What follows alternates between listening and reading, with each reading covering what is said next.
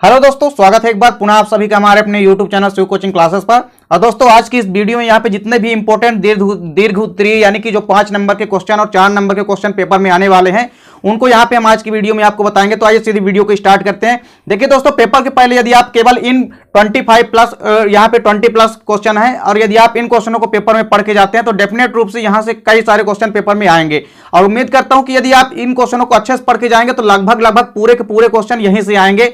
इस प्रकार आइए सीधे वीडियो को स्टार्ट करते हैं। देखिए पहला क्वेश्चन क्या है, पारिस्थितिक तंत्र में जैविक घटकों को समझाइए। देखिए बायोटिक कंपोनेंट जो भी होते हैं यानी जैविक घटक, पारिस्थितिक तंत्र के सभी जैविक घटक।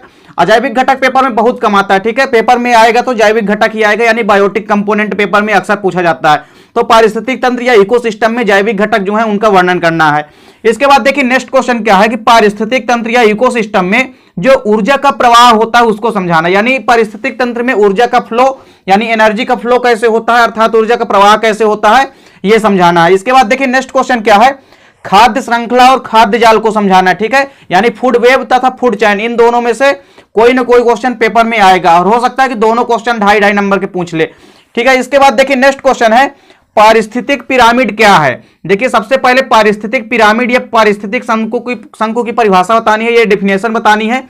इसके बाद देखिए पारिस्थितिक जो पिरामिड है ये कितने प्रकार के होते हैं, और बेसिकली पेपर में देखिए जो ऊर्जा का पिरामिड होता है या एनर्जी का पिरामिड, एनर्जी के अलावा जो भी जीव भार का पिरामिड होता है तथा जीव संख्या का पिरामिड, ये पेपर में अक्सर पूछे जाते हैं। तो आपको ऊर्जा का पिरामिड तथा साथ ही साथ जीव भार तथा और जीव संख्या तीनों का पिरामिड जो है आपसे बनना चाहिए, क्योंकि पेपर में 3 नंबर यहाँ पे 4 नंबर के और 5 नंबर के क्वेश्चन में कोई ना कोई क्वेश्चन यहां से जरूर पूछा जाता है। यदि पारिस्थितिक पिरामिड की बात करें तो इसमें से चाहे वो एनर्जी का पिरामिड हो, चाहे जीव भार का या जीव संख्या का, कोई ना कोई पिरामिड पेपर में पूछ सकता है।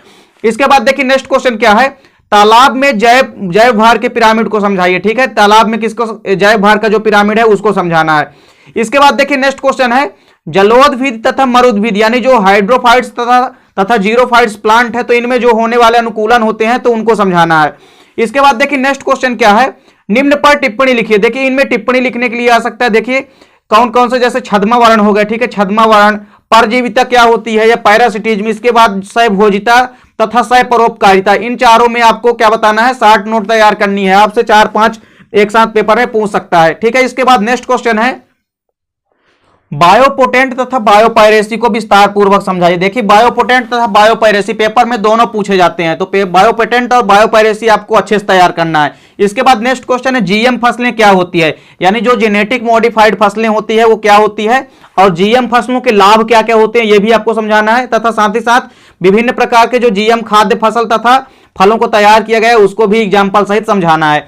इसके बाद देखिए नेक्स्ट क्वेश्चन क्या है कि प्लाज्मिड क्या होते हैं, प्लाज्मिड के प्रकारों को समझाइए, ठीक है, ये भी 5 नंबर के क्वेश्चन में आएगा तो इसको आप अच्छे से तैयार करना है। इसके बाद देखिए नेक्स्ट क्वेश्चन है जीन क्लोनिंग क्या होती है, ठीक है, जीन क्लोनिंग आपको समझाना है तथा जीन क्लोनिंग के जो भी महत्व होते हैं वो भी पेपर में लिखने के लिए आ सकता है।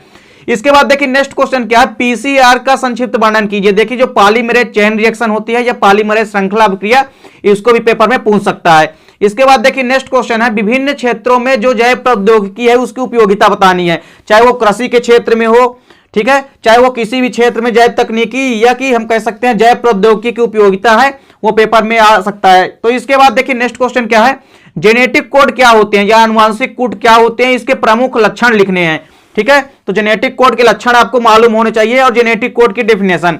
इसके बाद देखिए नेक्स्ट क्वेश्चन क्या है कि डीएनए तथा आरएनए के मध्य अंतर बताइए, ठीक है, डीएनए तथा आरएनए के मध्य डिफरेंस बताना, ये क्वेश्चन भी बार बार पेपर में पूछा जाता है। इस बार देखिए नेक्स्ट क्वेश्चन क्या है, जीन संकल्पना की प्रमुख 4 विशेषताएं लिखिए। जीन संकल्पना की क्या लिखना है, विशेषताएं बतानी है आपको। वाटसन एवं किक का द्विकुंडलित मॉडल को समझाइए। देखिए वाटसन एवं किक का जो डबल हेलिक्स मॉडल है यानी डीएनए का जो डबल हेलिक्स मॉडल है उसको समझाना, ये पेपर में बार बार रिपीट क्वेश्चन होता है और इस बार भी पेपर में क्वेश्चन के आने की पूरी संभावना है।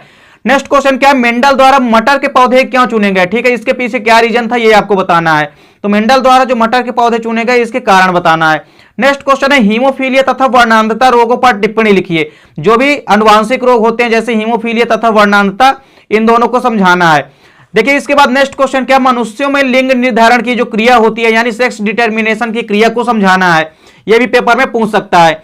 इसके बाद देखिए नेक्स्ट क्वेश्चन क्या है, देखिए ये ऐसे क्वेश्चन बार बार पेपर में कोई ना कोई अथवा में जरूर रिपीट होता है। देखिए पहला क्वेश्चन क्या है, जब एक सामान्य स्त्री का विवाह एक वर्णांध पुरुष से होता है तो उस स्त्री से होने वाली संतान की जो वंशागति होगी उसको चित्र आरेख द्वारा समझाना है। ठीक है, तो इस प्रकार से जब एक सामान्य स्त्री का विवाह एक वर्णांध पुरुष से होता है उसका यहां पे आपको जो वंशागति है उसको समझाना है। इसके अलावा आपको ऐसा भी दे सकता है कि यदि स्त्री वर्णांध है और पुरुष सामान्य है, आपको इसका उल्टा भी दे सकता है।